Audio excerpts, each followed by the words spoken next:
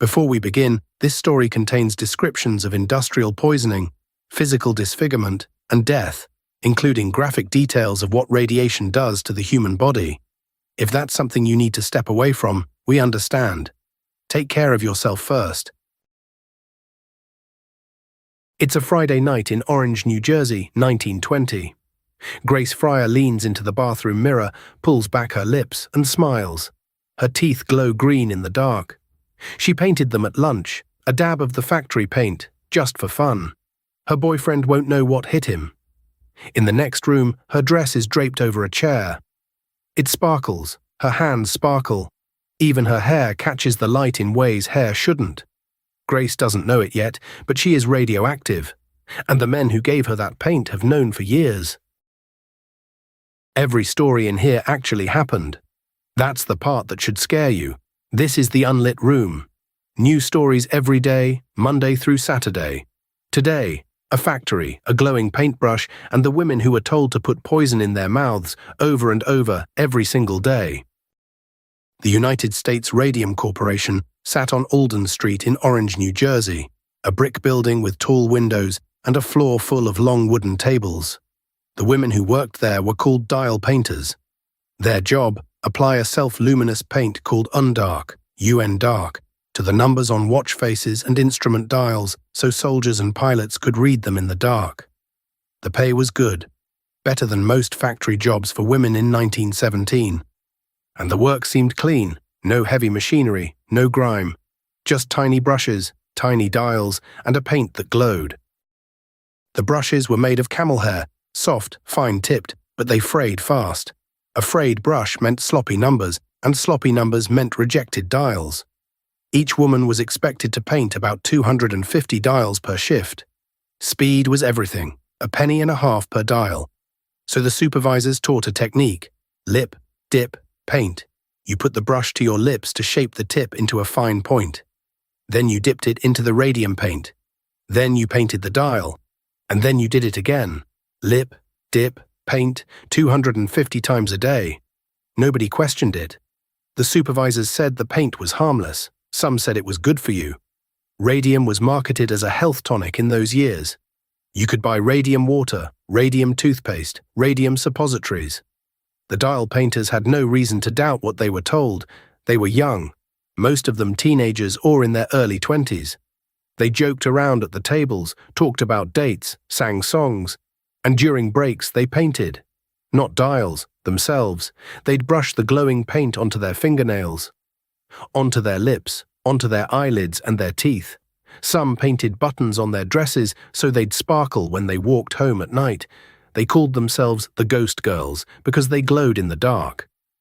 It was a party trick, a gag for Saturday night. They had no idea they were swallowing a radioactive element with every single brush stroke.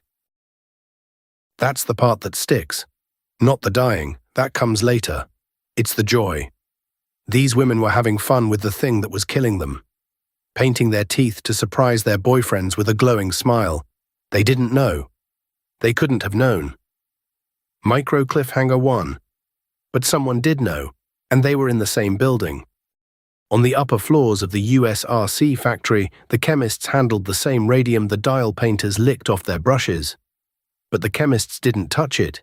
They used lead-lined screens. They wore protective masks. They handled radium with ivory-tipped tongs and worked behind barriers designed to block radiation. The company's own safety protocols for its technical staff treated radium as exactly what it was, a lethal substance. Downstairs, the teenage girls put it in their mouths.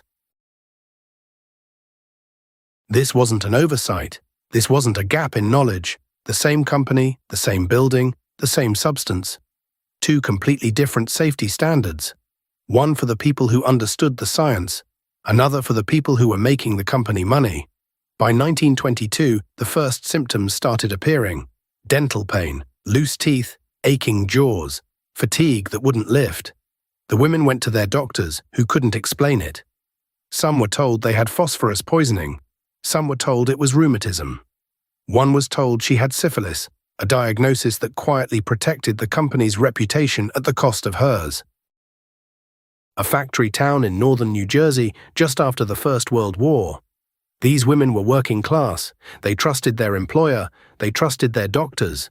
And one by one, both institutions were failing them in ways they hadn't yet begun to understand. Micro cliffhanger 2. Then, in 1923, the first jaw fell off. Molly Maggia was one of the original dial painters. She started at the factory around 1917. By 1922, her teeth were falling out. Her dentist pulled tooth after tooth, but the sockets wouldn't heal. They filled with pus. Ulcers opened on her jaw and wouldn't close. The bone itself was rotting, literally disintegrating inside her face. In the spring of 1923, Molly's dentist reached into her mouth to examine her jaw. He gripped the bone, and it came away in his fingers. Her entire lower jaw had detached from her skull. What remained of the bone was white, chalky, and honeycombed with holes. The tissue around it was dead. She was 24 years old. Molly Maggia died in September of 1923. Her death certificate listed the cause as syphilis. It was a lie. The USRC had arranged it. A dead woman with syphilis was a private tragedy. A dead woman with radium poisoning was a lawsuit. But Molly wasn't the only one.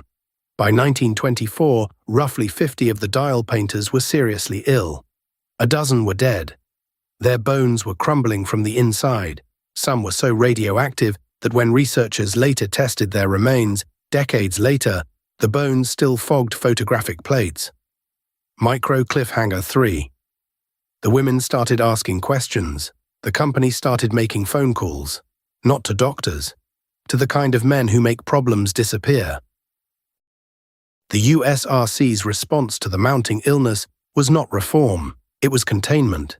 They hired a man named Frederick Flynn to examine the workers, a man they introduced as a doctor. Flynn was not a doctor. He was not licensed to practice medicine. He conducted sham examinations, told the women they were fine, and reported his findings to the company. At the same time, Harvard researchers Cecil Drinker, S.E.H. Sil Drinker, and his wife Catherine Rotan Drinker, Catherine Rotan Drinker, were conducting a genuine investigation. They tested the factory. They found radioactive contamination everywhere.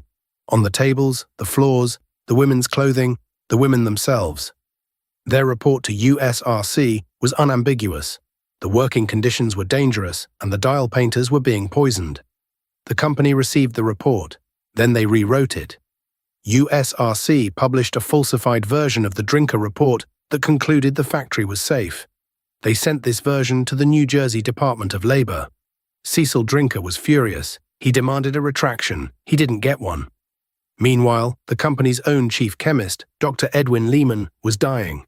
Same symptoms as the dial painters, the bone deterioration, the anemia, the slow collapse. He'd handled radium for years, even with the safety equipment. USRC denied any connection between his illness and his work. He died. They denied the connection to that too.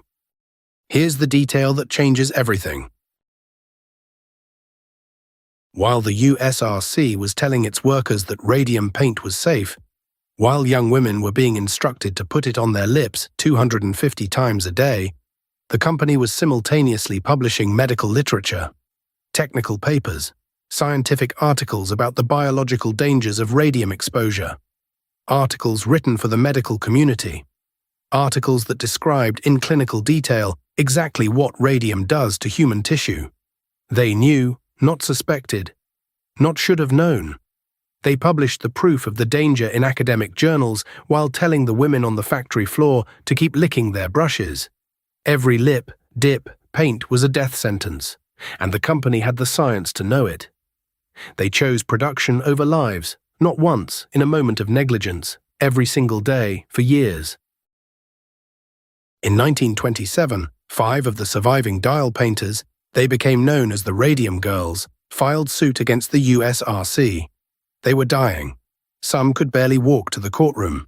Their case became one of the most important labor rights cases in American history.